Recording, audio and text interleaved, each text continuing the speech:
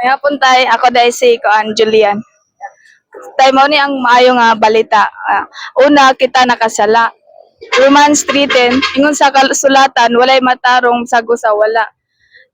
Ikaduha, kita gihukman nga mamatay. Romans 5:12 pinaagi sa tao misulod og ang sala og pinaagi sa sala misulod ang kamatayon. Busa ang kamatayon mikaylab sa mga tao kay mga tao nakasala man.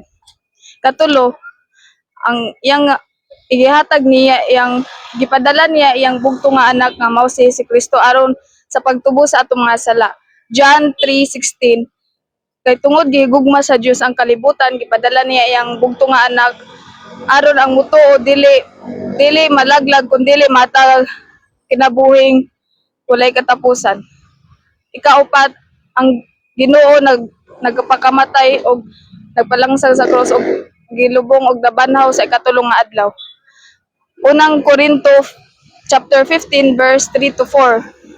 Verse 3 ingon sa sumala sa kasulatan ang Ginoo namatay og nabanhaw.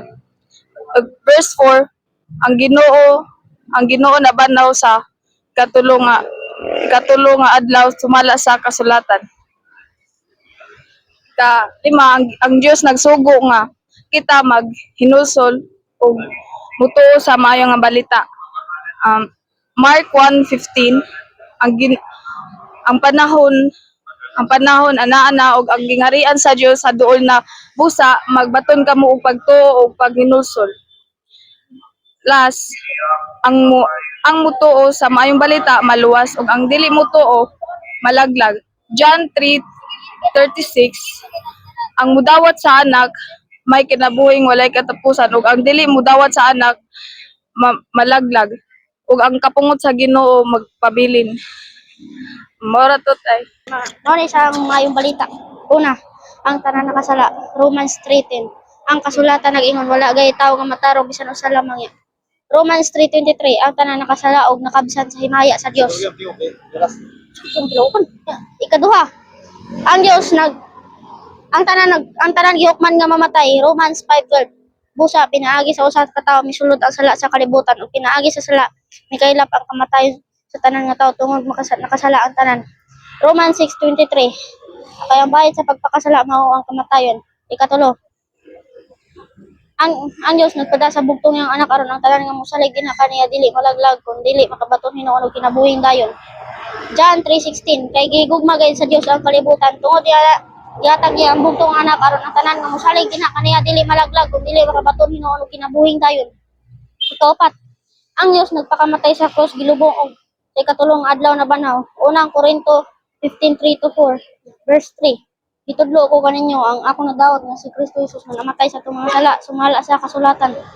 Verse 4. Namatay siya gilubong sa ikatulong adlaw na banhaw sumala sa kasulatan. Ikalima, ang Dios nagsugo nga kita maghinulsol to sa maayong balita. Mark 1:15. Miingon siya miabot na gid ang panahon nga maghari ang Dios. Busa inusuli og biyaya ang inyong mga sala ug tuoi ang maayong balita. Ikaw ang mutuo sa anak maluwas sa panandili mutuo sa anak malaglag. John 3:36. Ang mutuo sa anak may kinabuhing dayon ang panandili mutuo sa anak dili makabaton sa kinabuhing dayon kun dili malaglag og magpabilin Hinuon kapungon sa Dios hangtod sa kahangturan.